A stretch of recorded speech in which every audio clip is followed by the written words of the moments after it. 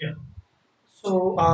Welcome to the next lecture in the series of microwave engineering.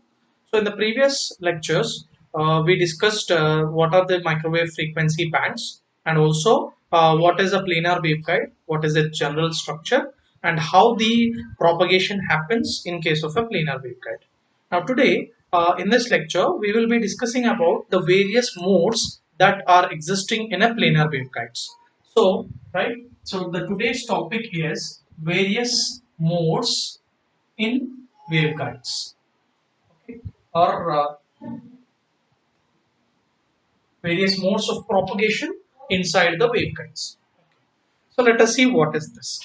So generally, if I take a free space, okay, or the unbounded media, so we know that the electric field and magnetic field can exist, right? Because it is unbounded media, so we can assume that this electric and magnetic fields exist in all the three dimensions. Okay, so therefore the electric field will have component along x, component along y, and component along z. Similarly, the magnetic field also has, right, component along x, component along y, and component along z. So Ex, Ey, Ez and Hx, Hy, Hz exist. Okay. So for the electric field we have, right, they're like this, and for the magnetic field we have like this. So it is an unbounded media. So therefore, right, the field can exist in all the three dimensions, in all the three directions. Okay. Now, now, when this electric field or when this electromagnetic wave, when the electromagnetic wave is actually entering into the bounded media, right? In that case, so what happens to these field components? Which of these field components will remain or will exist, and which of these components will be vanished? What is going to happen? All these that what we are going to discuss here. Okay, so right, so whenever we we take the unbounded media, we will have all the field components existing. All right, unbounded media means the fields will exist in all the three directions, x, y, z. Right, now what is that going to happen whenever this, whatever the em wave that you have in the unbounded media, now if this is entering into a bounded structure like a waveguide, so what is that going to happen? Okay, yeah. So firstly, right, there are two things that we need to note here.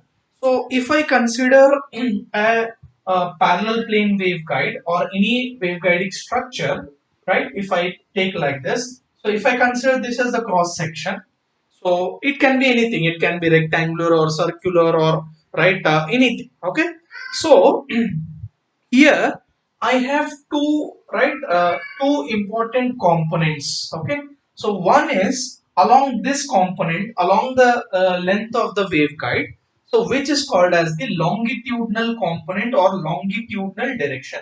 So this, right, direction is called as longitudinal direction in case of the waveguide.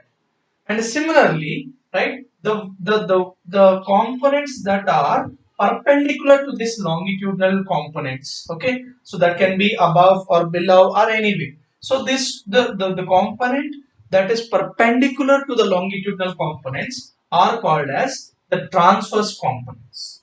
Okay, so right, in any waveguiding structure, we have two directions or two components. One is along the length of the length of the waveguide, which is called as the longitudinal direction, and other a direction that is perpendicular to the longitudinal direction, which is called as the transverse direction.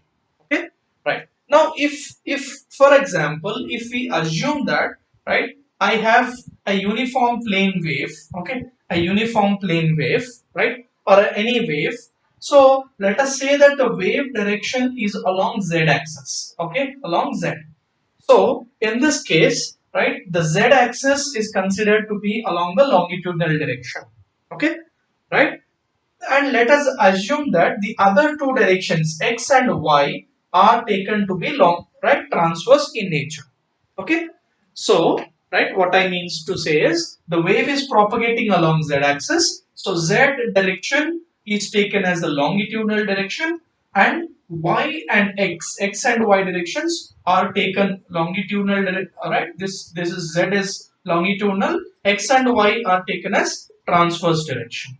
Okay, so therefore the electric field that we have, generally we write it as EX plus EY plus EZ. Now okay, EX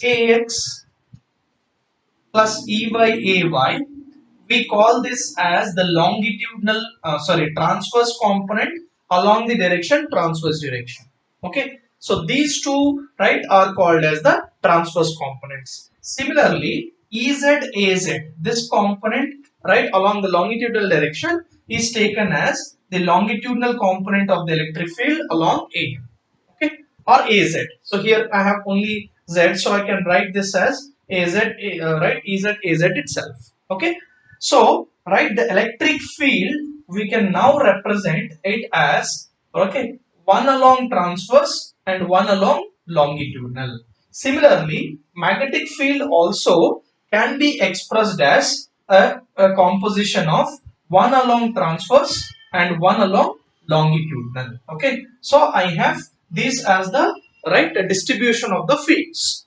Okay, so right, assuming that the planar waveguide is placed along z-axis, so the wave propagation happens along z-axis. Okay, so therefore, right, in such case that direction is called as the longitudinal direction, and the other two directions are taken as the transverse direction.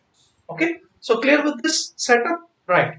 So now the electric field and magnetic field can be expressed in terms of transverse and longitudinal components. Okay, right. Now now if, right, if I have a waveguide, okay, if I have a waveguide structure like a planar waveguide, let us assume that a planar waveguide is placed along z-axis. Okay, so therefore the wave propagation is along z-axis. Okay, so this is the case, right? Now assuming that right, the waveguide is placed along z-axis, we have something like this.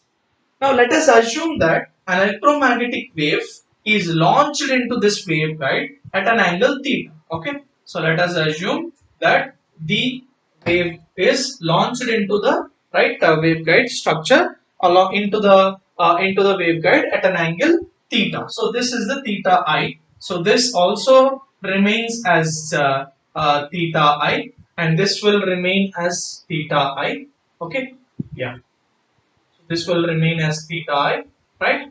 So this will remain as theta I. Okay, right? So this is the launching angle, right? So this is basically oblique incidence, isn't it? So oblique incidence, right? So okay, so that is launching at an angle other than right 90 degrees. We are launching at an angle of theta I, which is nothing but the angle of incidence. Now here at this point of time, okay, I have right I have a wave propagation described in two different ways. Okay, so the wave components, that means which components will exist for me, right? Or how the wave propagation happens inside the waveguide. Okay, so right, that is decided by a very important concept called as polarization of the wave, polarization of the EM wave. Okay, polarization of the EM wave.